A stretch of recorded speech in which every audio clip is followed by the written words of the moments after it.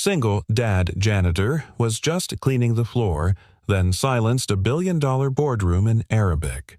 Did he just say we were lying to him? The words hung in the air like fog in the high-ceilinged boardroom, thick and disorienting.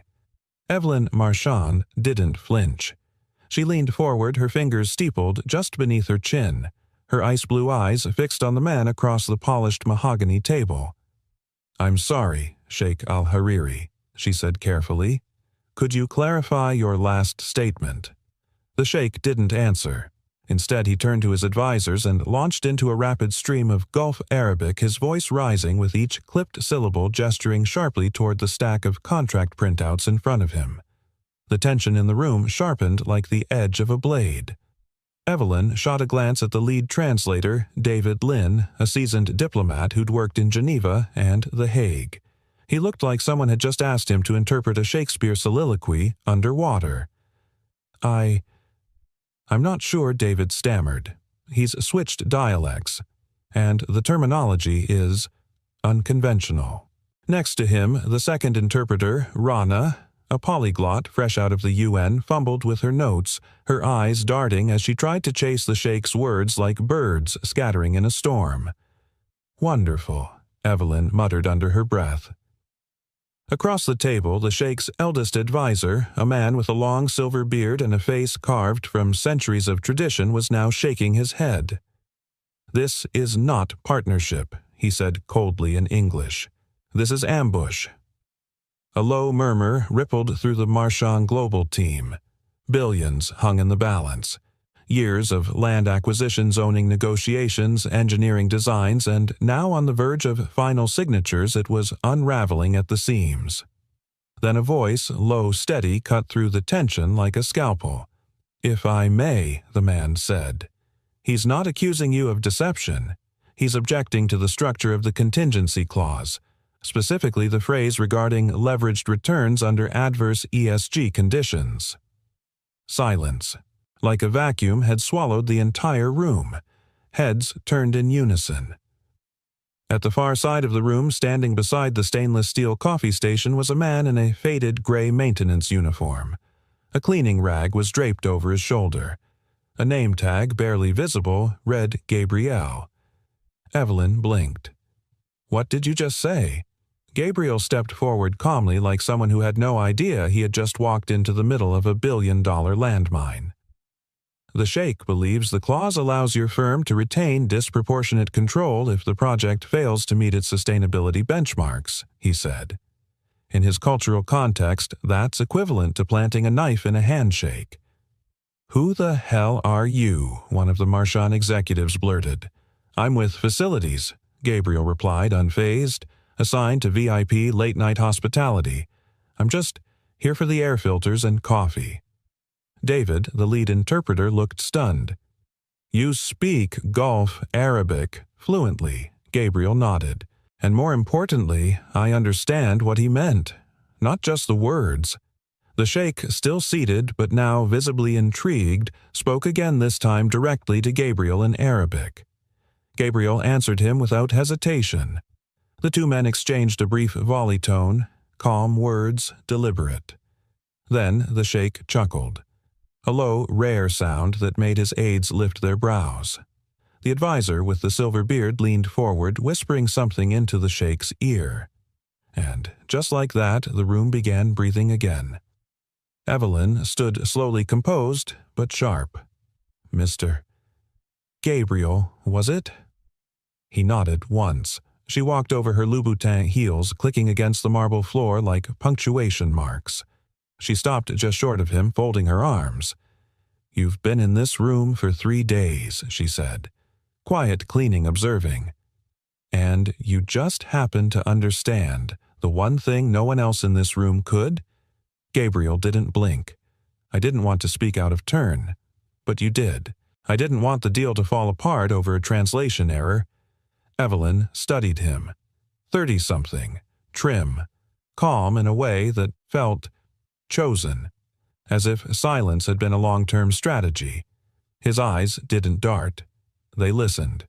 "Where did you learn Arabic?" she asked. Gabriel replied simply, I lived in Abu Dhabi for 7 years. And you clean hotel rooms now. I clean this hotel room now." There was a beat.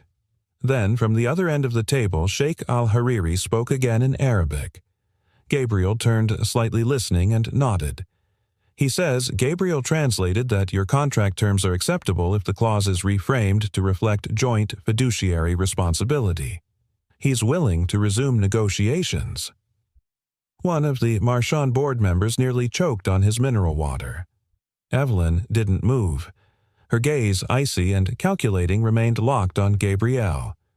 "Would you be willing to sit at the table?" she asked. Gabriel raised an eyebrow. "Sit?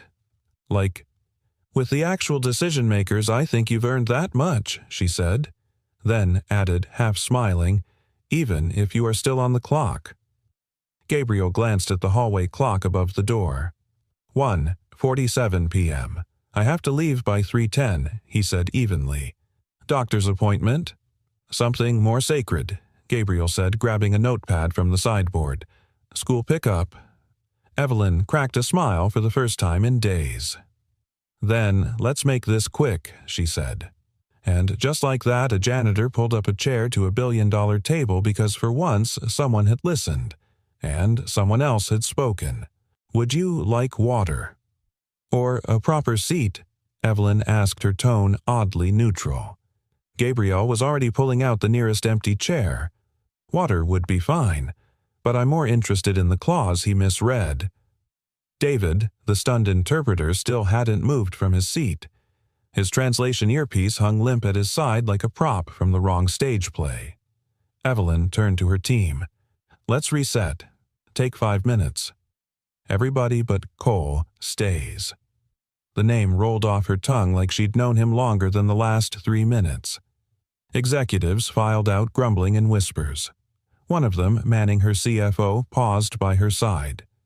"You're seriously trusting a janitor over a United Nations translator? I'm trusting the man who saved us 4 months of litigation with 1 sentence," she said, not even looking at him. "Let me know when the rest of your department does something half as valuable." Manning walked out red-faced.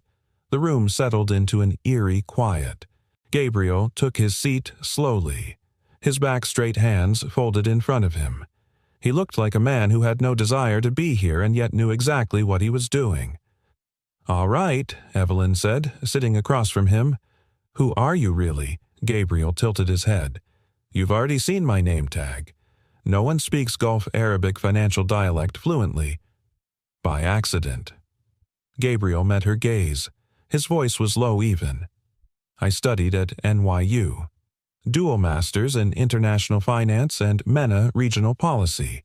Internship at the Abu Dhabi Investment Authority full-time there until 2013. I worked on risk modeling and integrated payment structures for sovereign projects. And then..." He hesitated just for a beat. Life shifted. Evelyn's brow furrowed. "That's a long way to fall." "It's not falling," he said softly. "It's reprioritizing." She sat back. That answer hit harder than she'd expected. "You never applied here for a better position." Gabriel gave a quiet half shrug. "I needed the kind of job where I could leave at 3:10 p.m. without apology. For my daughter, Lucy." Evelyn blinked. He wasn't trying to impress her. He wasn't angling for anything.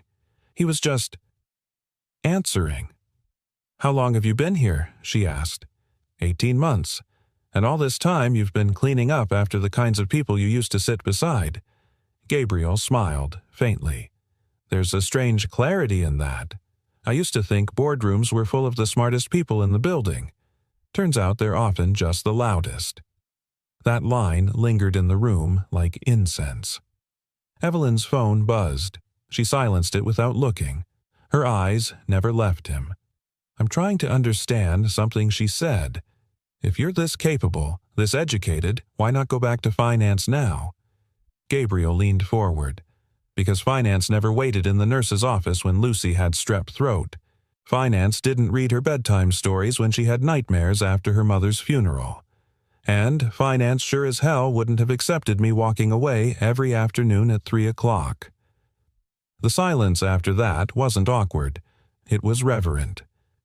Evelyn found herself adjusting her posture. Then, from the hallway, Sheikh al-Hariri's voice echoed in Arabic light, amused. Gabriel turned his head instinctively. He says Gabriel translated that, "If you wish to fire me, please do it after I explain to him what capital cushions under ESG volatility means in the Western model." Evelyn raised an eyebrow. "He trusts you now." Gabriel shrugged. "Not exactly, but I made him feel understood. That's rarer than agreement." She stared at him for a long moment. "I want you to keep sitting in." "I can't," he replied. "My shift ends at 4. I'll speak to the hotel. You'll be reassigned. I still have to pick up Lucy." Evelyn blinked. "Then come back afterward." Gabriel tilted his head. "You really want a janitor explaining sovereign equity protections to one of the richest men on earth?" She leaned in, dead serious. "I want the person in the room who knows what the hell they're talking about." That pause between them crackled, not romantic, not yet, but heavy with mutual recognition. Then Gabriel stood. "I'll be back by 5:30. Don't let them rewrite Section 6.2 while I'm gone." Evelyn watched him leave. As the door clicked shut, David, the translator, hovered awkwardly. "Should I stay on?" he asked. Evelyn didn't look at him. "Yes, and take notes. You might learn something." Later that evening, Gabriel stood outside the wrought iron gate of Lucy's school. She came running, purple backpack, bouncing cheeks flushed. "Did you save the world today?" she asked, grinning. "Not quite," he said, lifting her up. "But I might have translated a tantrum into a peace treaty." She giggled, then tilted her head. "Can I have pancakes for dinner?" "You just negotiated better than half the boardroom." He chuckled. As he walked her home, dusk fell over Manhattan, and somewhere far above the streetlights a room full of billionaires was still waiting for the janitor who understood everything they didn't. And this time they'd saved him a seat. Evelyn Marchand didn't usually pause before entering a room. She was raised to move through thresholds like they belonged to her. But standing outside Conference Suite 60 at 5:27 p.m. heels, clicking on imported Italian tile, she hesitated. Through the glass, she could already see Gabriel Cole. No uniform now, just a crisp second-hand blazer over a pale blue button-down. He looked different. Not polished, not elevated, just seen. She stepped inside. "You're early," Gabriel said without looking up. "So are you." He tapped the stack of papers beside him. "Your legal team rewrote Section 6.2 exactly as I predicted." Evelyn smirked. "That bad?" He flipped to the page and pushed it across. They rephrased mutual fiduciary authority as oversight flexibility in compliance contingencies, which in legal Arabic might as well say, "We get to move the goalposts when it suits us." She sighed, pinching the bridge of her nose. "Do they teach strategic vagueness in law school?" Now Gabriel chuckled softly. "I think it's a minor." She sat down across from him. For a moment, they didn't speak. Just two people, one room, and a silence that didn't need to be filled. Then Evelyn broke it. "My father would have fired you already." Gabriel raised an eyebrow. "I'm guessing he wasn't a fan of janitors with opinions. He wasn't a fan of anyone with opinions that weren't his." There was a pause. "He built this company," she said quietly. "From a 10-man construction firm to Marchand Global. Everyone respected him. Or feared him. Sometimes it was hard to tell the difference." Gabriel leaned forward slightly. "And what do they do with you?" Evelyn smiled without warmth. "They calculate me." "What does that mean?" "They measure everything I say. How often I blink. Whether I pause before answering. They don't trust instinct. They trust data. And the worst part." Her voice softened. "I started doing the same." Gabriel nodded. "That sounds lonely." Her gaze flicked to him, surprised. Then after a beat, she admitted, "It is." He let that sit. Then he asked, "Do you want me to tell you the rest?" The rest of why I left the golf, why someone like me ends up here, cleaning. She met his eyes. Only if you want to. Gabriel looked down at his hands. I met Sophia in grad school. She was studying architecture, Lebanese American. She wanted to build housing that didn't just serve people but dignified them. Evelyn's expression shifted, listening not as an executive but as a human being. We married in Abu Dhabi. Gabriel continued. Lucy was born there. It was a good life, complicated but good. And then, 2 weeks before Lucy turned 5, Sophia had a fever. Nothing dramatic, just a virus, we thought. But it spiraled. Fast, ICU, ventilator, and then gone. He didn't dramatize it. Didn't need to. I left everything he said simply. Packed our lives into 5 boxes. Moved back here. Took the first job that allowed me to be with Lucy when it mattered. I went from forecasting sovereign debt to vacuuming under boardroom tables. And for a long time, that felt like failure. Evelyn's voice was a whisper. And now Gabriel looked at her. Now I think it was the most courageous decision I've ever made. She swallowed. That doesn't sound like failure at all. He gave a small, sad smile. Tell that to the man who used to fly business class and now budgets for school shoes at Goodwill. Evelyn's tone shifted lower, gentler. Can I ask you something? Personal? He nodded. Do you miss the man you used to be? Gabriel thought for a moment. No, he said. I miss the silence that used to follow when he walked into a room. I miss the weight of being listened to. But he wasn't the one who sat through Lucy's night terrors. He wasn't the one who learned how to braid her hair for 2nd grade. That version of me couldn't have survived Sophia's death. But this version, this one still gets up every morning. Evelyn exhaled slowly, almost like letting go of something she didn't know she was holding. You know, she said softly, I've built towers across the Atlantic, signed deals with heads of state, but I've never made anyone feel safer just by showing up.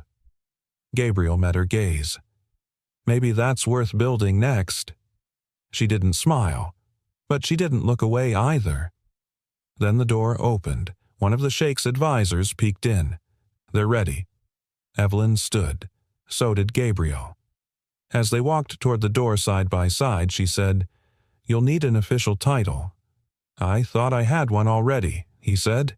What janitor know? He turned to her. Interpreter. Not of words. Of meaning. She laughed, quiet and sincere. Well then, Mr. Interpreter, let's go build something that doesn't need translation.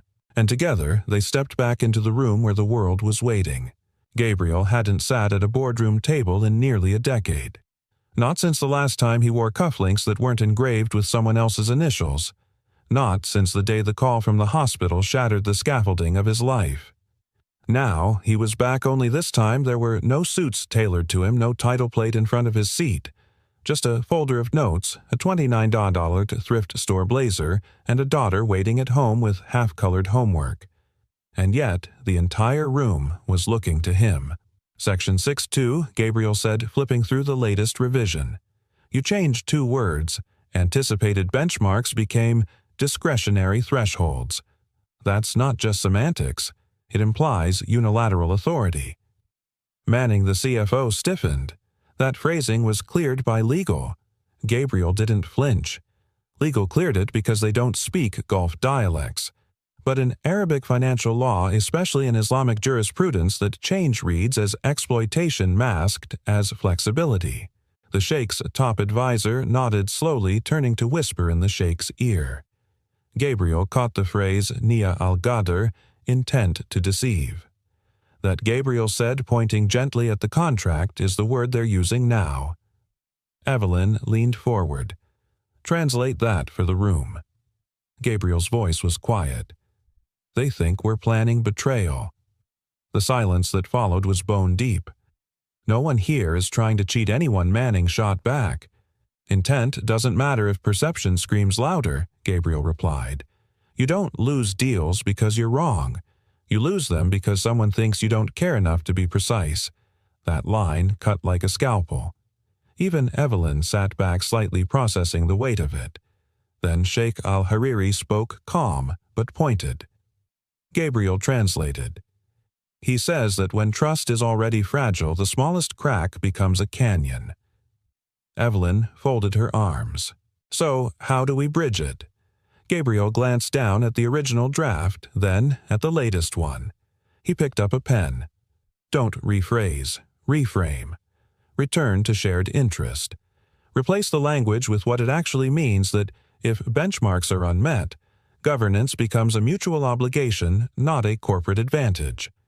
He scribbled a line in both English and Arabic, passed it across. The Sheikh's advisor read it aloud, paused, then smiled. Evelyn nodded. Done. Get it typed up. As the legal aid scrambled, Sheikh al-Hariri looked to Gabriel and said something softer. Gabriel's brows lifted in quiet surprise before translating. He says, "When you speak, I feel my language belongs here." Evelyn didn't say anything at first. Then she turned to Gabriel and murmured, "That may be the most expensive sentence I've ever heard." Gabriel smiled. And the cheapest way to earn respect. Later that night, Gabriel stepped off the elevator and onto the 10th floor of the hotel. He moved quietly, passing the rows of closed doors until he reached the service corridor that led to the locker room. He still had to clock out, even if he'd just rewritten the deal memo for a multi-billion-dollar partnership. Inside, the fluorescent lights buzzed faintly. His locker was still there, still dented in the corner. He opened it, exchanging the blazer for his old janitor's shirt folded neatly like a quiet truth. As he was about to close it, a voice behind him said, "You know, I've walked past you at least a dozen times in this hallway."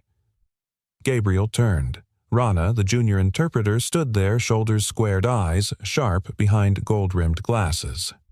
She looked younger out of the conference room, less guarded. "You never once looked like someone who didn't belong," she said. Gabriel gave a half-smile. "Uniforms hide a lot." She tilted her head. "You hum during late shifts." He blinked. "What?" In Arabic. "Old Lebanese folk songs. My grandmother used to sing them while cleaning lentils." Gabriel laughed softly. "Habit. My wife used to sing them to our daughter." Rana stepped closer. "For what it's worth, you were right today. They were missing context. But you didn't just translate the words. You translated the weight behind them." Gabriel nodded. "Language is emotion wearing structure." She smiled. "Well, Mr. Cole janitor or not, you earned more respect today than most people do in a lifetime of briefcases." He watched her go, the echo of her heels soft against the concrete. And for a moment, Gabriel stood alone, holding both the past and the present in one hand like a man who had been invisible for years and tonight had finally been seen. Meanwhile, Evelyn stood at the top of the Empire Hotel's rooftop garden, New York, stretching out before her like a circuit board of light and breath. Manning approached, contract folder in hand. "It's been signed. Al Noor's team will begin transitioning assets next quarter." She nodded, barely acknowledging the document. "You still thinking about the janitor?" he asked. Evelyn's answer came without pause. "I'm thinking about how many Gabriels I've passed by in my life. How many voices I've dismissed because they didn't speak in polished boardroom cadence." Manning gave a dry chuckle. "You're getting sentimental." "No," she said, eyes focused on the skyline. "I'm getting smarter." And somewhere far below, Lucy Cole slept soundly in her twin bed, unaware that her father had just reminded the world, wisdom doesn't always come in expensive suits. Sometimes it walks in silence, with a mop in one hand, and the future in the other. The bell rang at 3:10 p.m. sharp, and the doors of St. Joseph Elementary burst open in a flurry of sneakers, pigtails, and half-zipped backpacks. Gabriel stood at the edge of the pickup circle, his hands tucked into the pockets of his worn navy jacket. Every afternoon he stood there, same spot, same quiet smile like a statue carved out of patience. Then came the voice that always melted him. Dad Lucy bounded toward him, her curls bouncing with each stride, her face flushed from art class and playground tag. He dropped to one knee just in time to catch her in a full sprint hug.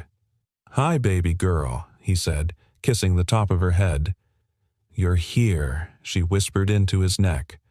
"Always," he whispered back. They started walking toward the subway station. Gabriel carried her backpack over his shoulder. Lucy was holding a rolled-up drawing with both hands like it was something sacred.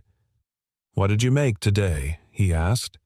"It's a city," she said proudly, "with towers that don't make anyone feel small." Gabriel stopped walking. He looked down at her, this child with eyes like her mother's and a soul stitched from sunlight and thunder. "You know," he said, "some people work their whole lives trying to build something like that." Lucy beamed. "Maybe they just need better crayons." He laughed, and the sound was rare and honest. Later that evening, Gabriel set 2 plates of reheated mac and cheese on the table. Lucy was already in her pajamas, flipping through a book on constellations. "Tomorrow," she said between bites, "can we watch the rocket live stream from NASA?" Gabriel nodded. "Of course." "Promise, promise." She looked at him, suspicious. "Even if some fancy meeting tries to keep you?" Gabriel raised 2 fingers. "Swear on the mop." Lucy giggled. "Deal." Elsewhere in the city, Evelyn Marchand stood in her penthouse kitchen staring into a glass of wine she hadn't touched. The room was immaculate, curated down to the perfect angle of the modern art piece above the fireplace, and yet everything felt sterile. She couldn't remember the last time anyone had laughed in this room, or cried, or said something that wasn't optimized for deal-making. Her phone buzzed. A message from her assistant, contract with Al Noor fully ratified. Cole's notes being cross-translated by legal. Media embargo remains in effect until next Tuesday. She stared at the name. Cole. She thought of his voice, measured, deliberate. The kind of voice that made you lean in rather than retreat. She thought of his daughter's drawing, of the way he held everything that mattered to him without apology. And suddenly the silence of her penthouse wasn't a luxury. It was a sentence. The next morning, Gabriel stood in front of the mirror tying Lucy's shoelaces while she brushed her teeth. "You ever think about being a teacher?" She asked, toothpaste foam forming a little cloud at the corner of her mouth. "Why?" "Because you explain stuff better than Miss Hendricks. She talks like she's reading from inside her brain." Gabriel laughed. "I think that means a lot coming from a 7-year-old philosopher. I'm 8. "Right. My apologies, Dr. Lucy." She gave him a look that was all her mother. Then, mid-brush, she asked, "Were you scared?" "Daddy, in that big room with all those people in suits." Gabriel paused, not because he didn't know the answer, but because he did. "Yes," he said, "but sometimes being brave just means speaking up anyway." Lucy rinsed and spit. "That's what Mama used to say." I know Gabriel said, his voice soft. There was a moment of stillness between them. Not heavy, not sad, just full. Then she grinned. "Okay, time to save the world again, or at least negotiate snack time," he said. Back at Marchand Global, Evelyn stood in front of a mirror too, though hers was framed in backlit gold and cost more than Gabriel's monthly rent. She adjusted her blouse, looked herself square in the eye, and for the first time in a while didn't see power or polish staring back. She saw someone. Restless. She grabbed her bag and headed downstairs. 12:47 p.m. Gabriel stood in the corridor outside Conference Suite 60, speaking softly to Sheikh al-Hariri's advisor in Arabic. He explained a technical concept involving ESG risk triggers and capital buffers using metaphors about water levels and wells. The advisor nodded. "You speak not just the words, but the worry." Gabriel bowed slightly. "That's the goal." Evelyn stepped into the corridor just as he finished. "Impressive," she said. Gabriel turned. "I'm only borrowing your boardroom for another 43 minutes. You time your value that precisely, I time my life that precisely." She fell into step beside him. "You always leave at 3:10. Every day, What happens if something important comes up? Gabriel looked at her. Not defensively, not with arrogance, just certainty. If it's more important than Lucy, then I've already lost the negotiation. That line, it didn't just sit in her mind. It pierced. Evelyn nodded slowly, almost to herself. Then she said, I want to meet her. Gabriel blinked. What, Lucy? The girl who designed a city where no one feels small. I'd like to meet the architect. He studied her for a beat, unsure if this was curiosity or something more. I'll think about it, he said. Evelyn smiled. That's better than a no. 3:11 p.m. Lucy ran into Gabriel's arms, waving a paper in the air. I got a star today. I'd expect nothing less. She showed him the drawing, a solar system, but each planet had a smiley face and a name. This one's me, she said, pointing to a bright yellow orb. And this one's you. What's mine called Steady? Gabriel swallowed. He didn't need conferences. He didn't need titles. He had just been named a planet by the only star that mattered. And the universe felt whole again.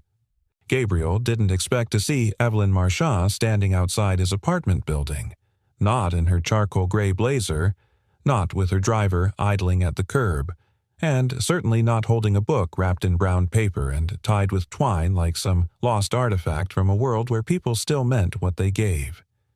You found me, he said, adjusting the bag of groceries in his arm. She shrugged, casual, but her eyes betrayed nerves. Technically, your address was on the emergency contact form you gave security when you started. You went through hotel personnel records. I made a call, she said.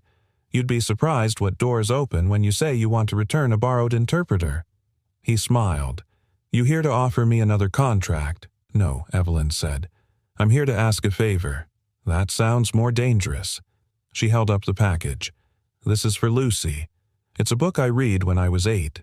The Little Prince. Felt like something she might understand better than I did at that age. Gabriel raised an eyebrow. You think she'll appreciate the existential allegory more than you did? Evelyn smirked. I think she already does. He studied her for a second, then stepped aside. Come up. But fair warning, dinner tonight is an ambitious mix of frozen waffles and emergency fruit salad. Gourmet, she said. The apartment was small. Lived in. The kind of place where corners had been softened by stories. Lucy sat cross-legged on the living room rug, drawing planets again. She looked up, blinked. Hi. Evelyn crouched to her level. Hi, Lucy. I'm Evelyn. I brought you something. Lucy eyed the package, then Gabriel, then back to Evelyn. Are you a friend? Evelyn opened her mouth, then stopped. Gabriel filled in gently. She's someone who listens. Lucy nodded. That was good enough. She tore into the wrapping and held up the book, inspecting it like an astronomer would a newly discovered star. Do I have to read the sad parts? Evelyn sat beside her. The sad parts are what make the rest matter. Lucy tilted her head. Like, Mom. Gabriel stiffened, but Evelyn didn't miss a beat. Exactly like Mom. Over-dinner conversation unfolded like a quiet song. Evelyn told Lucy about the time she got stuck inside a model elevator at a science fair and had to be rescued by a janitor with a crowbar. Lucy laughed so hard she snorted orange juice. Gabriel watched from the kitchen counter, arms folded, heart heavier than he wanted to admit. This wasn't what he expected from the woman whose signature could move markets.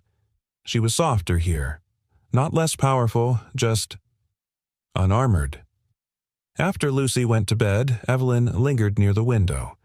The stars are clearer here than from my penthouse. Gabriel stood beside her. You just have to know where to look. She glanced at him. That your secret? No, he said. My secret is knowing when not to. Evelyn turned, leaning her back against the wall. You know, I used to think success was about being indispensable. And now I wonder if it's about being truly present. She looked toward the hallway where Lucy had disappeared. I watched her. The way she looks at you. She doesn't need you to win awards or wear suits. She just needs to know you're coming back. Gabriel's voice was quiet. That's why I never left. Evelyn crossed her arms. I thought I'd feel out of place here. And she met his gaze. I feel more human than I have in months. That hung in the air, warm and fragile. Gabriel broke it gently. You don't have to be impressive all the time. She smiled. Tell that to a boardroom full of men waiting for me to prove I belong. You already belong, he said. She paused. That's the first time someone said that without an asterisk. Then let it be the last time you doubt it. They stood in the quiet for a long moment, the city humming below. Then Evelyn cleared her throat. I should go. Gabriel nodded. Thank you for the book. She'll remember that. She's unforgettable, Evelyn said. He opened the door for her. So are the people who see her. She paused in the doorway. You don't know it yet, she said, but you're changing more than just this deal. Gabriel smiled. I don't want to change the world. I just want Lucy to know that I listened. That might be the same thing. Later that night, Gabriel stood by Lucy's bed. She was asleep, the book tucked beneath one hand, her drawing of the solar system half-colored beside her. He kissed her forehead, then whispered, You're the only orbit I'll never leave. Outside the window, a single star blinked brighter than the rest. And down the hallway, a woman walked away from a door, not because she was unwelcome, but because for the first time she'd been invited into something real. Something unpolished. Something that mattered. A dinner for 3. That had fed more than hunger. Let me get this straight, said Richard Manning, his voice cool as steel. You brought the janitor to the negotiating table. Evelyn Marchand didn't flinch. She stood at the head of the executive boardroom like a general before battle chin, lifted shoulders squared. His name is Gabriel Cole, she said. And yes, I did. A murmur rolled through the room. 12 board members, 2 legal advisors, and 1 shareholder representative, all suddenly awake after months of rubber stamping and performance slides. Manning tapped a finger on the stack of folders in front of him. Do you realize what kind of liability that creates? What precedent? He wasn't a liability. He was the reason we closed. You mean, if we closed, said Francine Ellsworth, the oldest board member. Her pearls gleamed like teeth. The deal isn't finalized until the final terms are vetted by legal and our PR department approves the announcement strategy. Evelyn folded her arms. Do you want to delay the release so we can pat ourselves on the back about who translated what, or do you want a signed $5.2 billion project with sovereign backing silence? Then Manning leaned back, lacing his fingers behind his head. You're too close to him. Evelyn blinked. Excuse me, I've seen this before. He continued. A brilliant woman pulls someone unexpected into her orbit, sees him as authentic, real. It's charming. Until it becomes a headline. There it was, the subtext made flesh. You think this is about me having feelings for him? She asked, her voice flat. I think the press won't care whether you do or don't, Manning replied. They'll make it about power imbalance, about favoritism, about a CEO grooming a janitor for public sympathy. A few others nodded grimly. And what would you have me do instead? Evelyn asked. Ignore the only person in the room who understood the other side. Let a billion-dollar deal collapse to preserve your optics. Manning shrugged. Some lines aren't worth crossing, even for genius. Evelyn stepped forward. Then let me draw you a new one. I won't apologize for listening to someone who wasn't invited just because he wasn't wearing a $1,000 suit.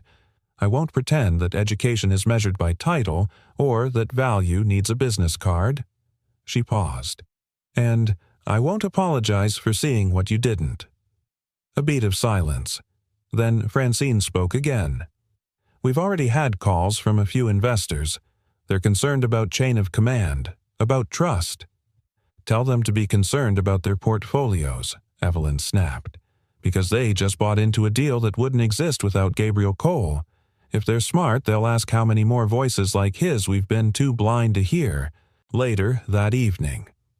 Gabriel stood in the hotel's underground parking structure pulling a small duffel bag from the janitor locker room. His shifts had grown lighter since he started helping Evelyn, but he hadn't officially left the job. He wasn't sure he ever would. Just as he zipped the bag closed, a familiar voice echoed behind him. "You're making us all look bad, you know." He turned. Marcus, another overnight janitor in his 50s, leaned against a column with a smirk. Gabriel smiled. "What did I do now?" "You walked into the lion's den and came out the guy with the pen. That ain't normal." Gabriel chuckled. "I didn't ask for it." Marcus nodded. "And that's exactly why you earned it." Then his voice dropped lower.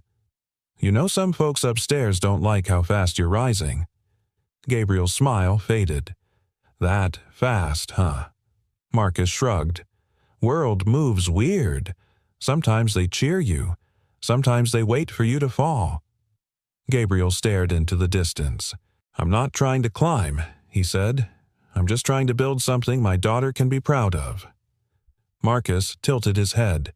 "Then keep your head down and your heart up. That's how you survive in rooms that weren't made for you." Back at Marchand Tower, Evelyn sat alone in her office. The city outside buzzed all neon and heartbeat, but in her hands was something quiet, an envelope thick and cream-colored addressed to her in flowing script. Inside, the memo she feared. Subject Board Confidence Motion Proposal Limit CEO Discretionary Powers regarding non-contracted personnel appointments and strategic advisor selection. Status pending vote. Her eyes scanned the final line. Motion sponsored by Richard Manning, CFO. She didn't sigh. She didn't flinch. She simply reached for her phone and dialed. It rang once. Cole came the familiar voice on the other end. "It's starting," she said. A pause. "I figured it would," Gabriel replied. "They're going to try to clip this before it grows." "Then let them try," he said quietly. "You don't owe them silence just because they're louder." Her voice softened. "They want you gone." "I know. I don't." Another pause. "You realize Gabriel said we're building something they've never seen before." Evelyn smiled into the quiet. "Good. Let's make it impossible to ignore." And outside the glass walls of Marchand Tower, New York, moved loud, hungry, ruthless. But somewhere inside, in a room that once demanded silence, two voices had begun speaking the same language. And neither was willing to whisper anymore.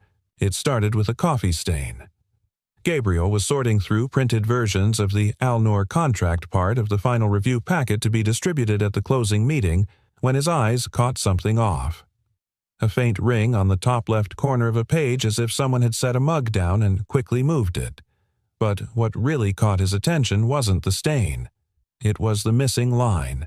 The paragraph looked familiar, but not exactly right. His memory, sharpened by repetition and necessity, pinged like an alarm. He pulled out an earlier draft from his personal folder. Side by side, the difference was undeniable. In the original, control shall revert to joint management in the event of performance deviation exceeding 12% under agreed benchmarks. In the new version, control shall remain with the primary investment party in the event of performance deviation exceeding 12% under agreed benchmarks. 2 words: revert versus remain. 1 letter, 1 meaning, and $1 billion consequence. Gabriel sat back, heartbeat steady, jaw tight. This wasn't a typo. This was surgical. Evelyn looked up from her laptop as Gabriel stepped into her office. "You're early," she said. "Meeting doesn't start for another hour." "I found something," he said, closing the door behind him. She studied his face. It was the same calm she'd come to trust, but beneath it something deeper, more urgent. Gabriel dropped the 2 pages on her desk. "Read this." She scanned them, brow tightening with each line. By the time she reached the altered clause, she was already standing. "Who signed off on this?" It came from legal, Gabriel said. "But I checked metadata. The edit came from Manning's office, 3 days ago." Evelyn's breath caught. That clause, if left in, would allow us to seize control of the joint entity in a market downturn. Gabriel nodded. which violates the cultural expectation of shared risk and honor. If the sheikh discovers it post-signature. "He'll walk," she whispered. "No," Gabriel said. "He won't walk. He'll burn the bridge, salt the ground, and take every Arab capital partner with him. Marchand won't just lose this deal. You'll be blacklisted in every Gulf ledger for a decade." Evelyn's face hardened a storm behind her eyes. "He tried to gut our integrity to make the numbers look stronger. For shareholders. For quarterly returns." Gabriel's voice dropped. "He gambled with your name."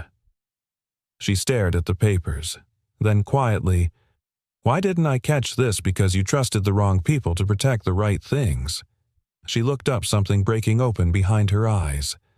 "Thank you," she said, voice barely above a whisper. Gabriel stepped back. "You still have time to fix it." 30 minutes later. The boardroom was full. The Sheikh's team sat on one side, Marchand Global on the other. Cameras were off. This wasn't the media event. This was the real signing. Evelyn entered with calm precision. She didn't sit. "Before we proceed," she began, "I'd like to address an oversight." Manning blinked. "Evelyn." She held up a hand. "In reviewing the final language, we discovered a clause that had been altered from its agreed form. It would have granted Marchand Global unilateral control in the event of underperformance." She turned to Sheikh al-Hariri. "That is not the deal we made with you. It is not the spirit in which we've built this partnership."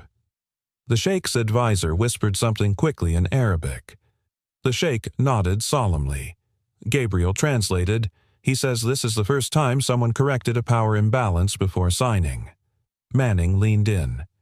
"Evelyn, this isn't protocol." "No," she said sharply, "this is leadership." She placed the corrected clause on the table in both English and Arabic. "I take full responsibility, and I offer this amendment not as a concession, but as a commitment." The Sheikh reached for the page. "Read it," passed it to his counsel. Then softly he said something in Arabic. Gabriel translated, a faint smile in his voice. He says, "A voice that corrects itself is one I can trust in a storm." Evelyn exhaled slowly. She'd just saved the deal. But more than that, she'd reclaimed something rarer than profit her name. Later that evening, Gabriel stood outside watching as cars pulled away from the building. Evelyn stepped beside him, arms folded. "You didn't have to catch that," she said. He looked at her. "But I did. You could have stayed quiet. I could have." She studied him in the amber glow of the streetlights. "You know what scares them most?" she asked. Gabriel raised an eyebrow. "Do tell. Not that you're smart or principled. It's that you don't want what they want. You can't be bought. And they don't know how to dismantle a man who has nothing to prove." He smiled, faint but true. "I just want my daughter to grow up in a world where people fix what's broken." Evelyn nodded slowly. "That's the kind of world I want to build too." And somewhere in a quiet apartment filled with stars drawn in crayon and stories written in silence, a little girl slept, never knowing that her father had just rewritten the rules of power. Not with noise, but with integrity. Gabriel didn't plan to send the email. He had written it at 2:13 a.m. after Lucy had finally fallen asleep from a stubborn fever, and Evelyn's words kept echoing in his mind. "You can't be bought." And they don't know how to dismantle that. It wasn't revenge. It was clarity. The email was short, direct. He attached the metadata audit showing the clause manipulation time-stamped and traced back to Richard Manning's digital signature. He COC'd Evelyn legal and compliance. Then he hovered over the send button for a full 10 seconds. And pressed it. The next morning, Evelyn stood by the tall windows of the executive floor as sunrise carved gold across the skyline. When her assistant entered, face pale, holding a printed copy of Gabriel's email, she simply said, "Print 12 more. Bring them to the emergency board meeting in 30 minutes. She didn't ask why Gabriel had done it. She already knew. At Marchand's boardroom, Richard Manning strolled in like a man who had just shorted a currency and made a killing. He stopped when he saw the folders at every seat. His name bold on the cover. "What is this?" Evelyn stepped to the head of the table. Calm. Measured. Evidence, she said, of a breach of fiduciary duty. Richard opened the folder, read 2 lines, then looked up. "This is a setup." Gabriel's voice came from the doorway. "If it were, you wouldn't have signed your name on the server log." Gasps rippled across the room. He stepped forward, no longer the man with the mop, but the one who mopped up a lie. "I cross-checked metadata across 6 revisions. You changed the clause, you rewrote the signed version, and you submitted it to legal through a junior associate who thought you were following Evelyn's orders." "Watch your tone," Manning growled. "You have no place in this room." Evelyn didn't flinch. He has a place wherever integrity was lost. And today, that includes this room. One of the board members, an older gentleman who had remained silent through most meetings, spoke at last. "If what's in these documents is true, we have a legal obligation to report to shareholders. And, possibly, federal regulators." Richard's face lost a shade. "You'd blow up the company to protect him." Evelyn's voice was a razor wrapped in velvet. "I'm protecting this company from becoming a fraud machine." Gabriel didn't stay for the rest. He walked out before the vote. He didn't need to hear it. Sometimes the truth doesn't need applause. It only needs to stand. That evening, he sat on the park bench near his building. Lucy rode her scooter in slow, deliberate circles bundled in her little puffer jacket and knit beanie. The winter air was crisp but not cruel. Evelyn approached quietly in jeans and a sweater. No driver, no entourage. He looked up as she sat beside him. "Rough day?" he asked. She chuckled softly. "You know how many NDA lawyers are calling me right now, I can guess." They offered Manning the option to resign quietly. And he demanded severance. Gabriel raised a brow. He got a subpoena instead. He exhaled. "You made the hard choice." She looked at him. "No," she said, voice low. "You made the hard choice. I just made sure it had a place to land." Lucy skidded to a stop nearby. "Ms. Evelyn. Look, I can turn without touching the grass now." Evelyn smiled. "That's amazing." Lucy Gabriel watched them. "She likes you, you know. I like her too." He paused. "You know this puts you in the line of fire. Investors media. You stood by me." She looked at him, her voice softer now. "Gabrielle, I didn't stand by you despite who you are. I stood by you because of it." She reached into her coat and pulled out a small silver whistle on a cord. "What's that?" he asked. "It belonged to my father. He was a high school coach. He believed one clear whistle could stop any chaos. I used to hate that sound. Thought it was controlling. But now, I get it." She placed the whistle in his hand. "You blew one today." Gabriel stared at the object, cool and metallic, resting in his palm. "I'm no coach." "No," she said, "but you just taught a boardroom full of millionaires what honesty looks like." He smiled. "I didn't do it to teach." "Then you're the best kind of teacher." They sat in silence, Lucy twirling on her scooter, streetlights flickering on above them. Then Evelyn whispered almost to herself, "I think I'm finally learning how to lead with more than a balance sheet." Gabriel turned to her. "And I'm learning how not to apologize for taking up space." She looked over. Their eyes held not in tension, but in recognition. Two people both bruised by systems built for others finally seeing each other without armor. And in that quiet moment beneath city lights and playground laughter, something shifted. Not a victory. Something deeper. A beginning. The first time Evelyn entered Gabriel's apartment, it was raining. Not the dramatic cinematic kind, just a soft, honest drizzle that misted the windows and made the world feel quieter. She stepped inside and paused. It was smaller than she imagined, but warm. Books stacked on every surface. A keyboard in the corner. crayon drawings of dragon stars and stick-figure princesses taped to the fridge, and in the middle of it all, Gabriel stirring something on the stove.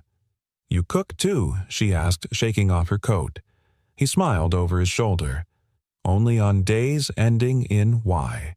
She laughed, and it surprised them both. Lucy popped out from her bedroom in sparkly pajamas holding a picture book. "Miss Evelyn, want to read with us before dinner?" Evelyn hesitated. Gabriel nodded gently. "She's been waiting all day." So Evelyn sat on the worn couch, Lucy on her lap, Gabriel beside them. They read a silly story about a dragon afraid of pancakes. Evelyn did the voices. Lucy giggled like it was the best sound in the world. And when the story ended and the room was filled only with the scent of warm stew and the hush of rain, Evelyn whispered, "I can't remember the last time I felt safe." Gabriel didn't answer. He just stood and brought her a bowl of stew, simple, hearty healing. Sometimes, he said, sitting across from her home isn't a place. It's a moment. That weekend, she didn't go back to the tower. Not immediately. Instead, she stayed sometimes in the living room, sometimes in the kitchen, always near the sound of Lucy's laughter or the soft, scratchy music from Gabriel's old record player.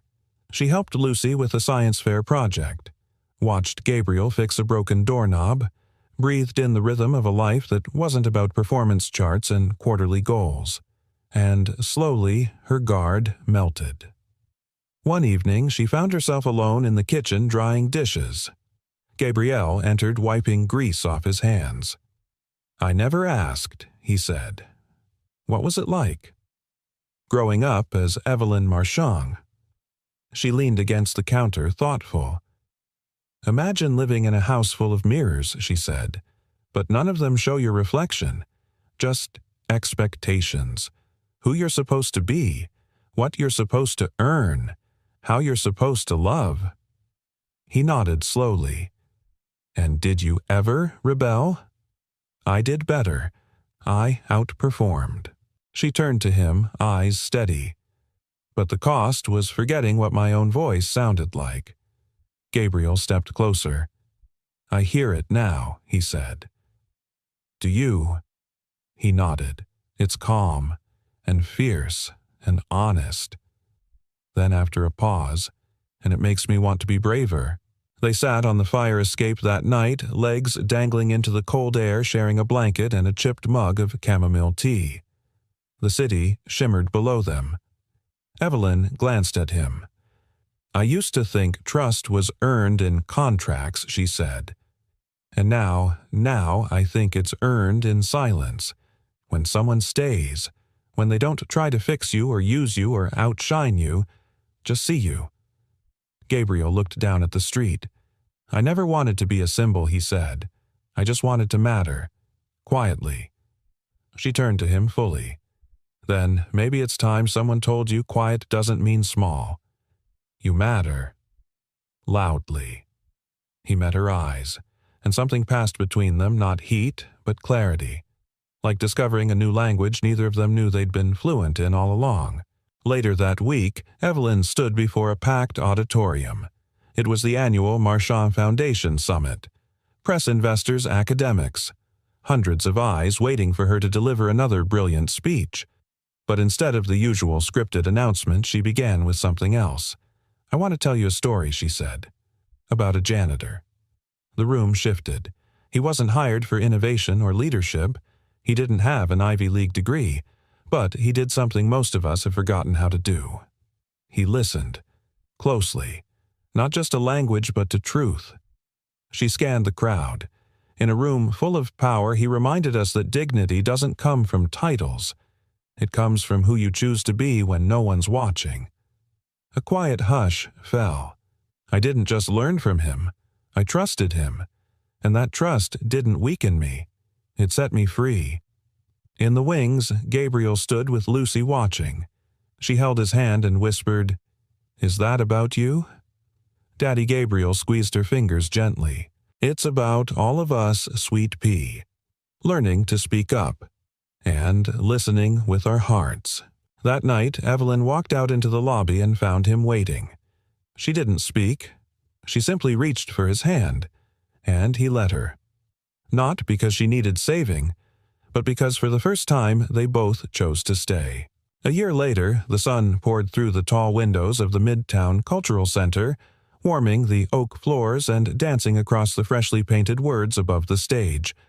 The Gabriel Hale Language Initiative, where every voice matters.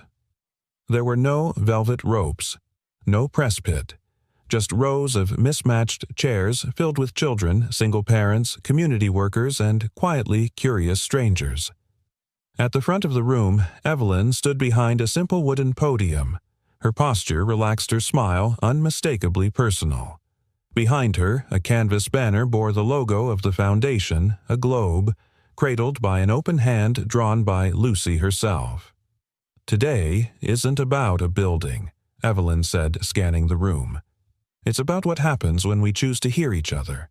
Not just listen here, with intent, with kindness, with courage." She glanced at the side of the stage. Gabriel stood there holding Lucy's hand. The little girl beamed now, a year taller, her braids tied with yellow ribbons. She wore a T-shirt that read, "Truth Needs No Title."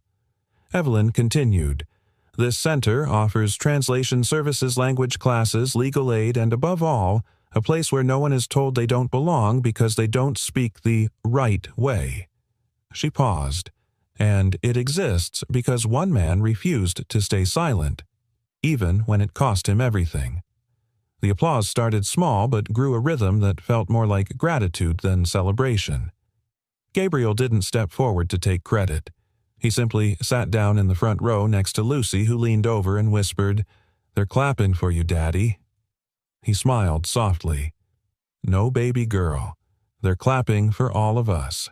After the event, people lingered, some for photos, some to ask about classes, others just to say thank you. Gabriel slipped away to the back hallway, finding a rare moment of quiet. He leaned against the wall, exhaling the way one does when something hard has finally become something good. Evelyn found him there, holding 2 cups of coffee from the donation booth. "You disappeared," she said, handing him one. "I was avoiding a 3rd round of hugs." She chuckled. "The price of being a folk hero?" He raised an eyebrow. "Folk hero." "Well," she said, "sipping you exposed corporate fraud, saved an international partnership, and taught a CEO how to listen." He smirked. "Just another Tuesday." She tilted her head. "You okay?" He looked around. "I am now." They stood in comfortable silence. Then Evelyn said something soft, something real. "I used to think the most powerful language in business was strategy." And now he asked. "Now I think it's vulnerability," she said. "The courage to say, 'I don't know,' or 'I was wrong,' or even, 'I'm scared.'" Gabrielle looked at her steady and clear. "So say it." Evelyn drew in a breath. "I was scared. Of falling for someone whose world didn't look like mine. Scared that if I loved you, I'd lose everything I built. And now," she stepped closer, "now I know that loving you is what rebuilt me." He blinked once slowly. "You just said that in plain English," he whispered. "I know," she said, "but it's the most fluent I've ever been." That night they sat on Gabriel's rooftop, legs dangling over the edge, the city humming below like a lullaby. Lucy slept inside a nightlight shaped like a globe glowing beside her bed. Gabriel held a folded letter in his hands, an acceptance from Columbia University's Community Linguistics program. Part-time, fully funded. "I think I might actually do it," he said, voice quiet. Evelyn smiled. "I know you will. Feels strange," he murmured, "to want something again." She leaned her head on his shoulder. "You didn't stop wanting. You just got used to surviving. But this is living." He turned to her. "I never asked for any of this." She met his gaze. "But you earned all of it." A gentle breeze passed. The world felt full again, not loud, but layered. Then Evelyn whispered, "Do you remember the first thing you ever translated for me?" Gabriel grinned. "I remember you nearly fired me." She laughed, then grew quiet. Well, now it's my turn. He waited. She reached for his hand, holding it like something sacred. Gabriel, hail, she said in every language that matters. I love you.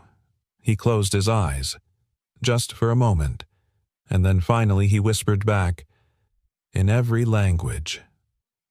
I love you too. In the heart of the city where stories collide and voices often go unheard, one man chose to listen. One woman chose to trust. And together they rewrote the rules, not with power, but with truth, with love, and with the kind of courage that needs no translation. And maybe the stories that stay with us aren't the ones filled with noise, but the ones whispered with truth, the ones that remind us that dignity has no job title and love, when spoken honestly, needs no translation. Now I want to hear from you. Where in the world are you listening from tonight? Drop your city or country in the comments. I read everyone, and it means more than you know. And if this story touched your heart, please don't forget to like, subscribe, and hit that notification bell so you never miss a tale that just might stay with you for a long, long time. From my heart to yours, thank you for watching. See you in the next story.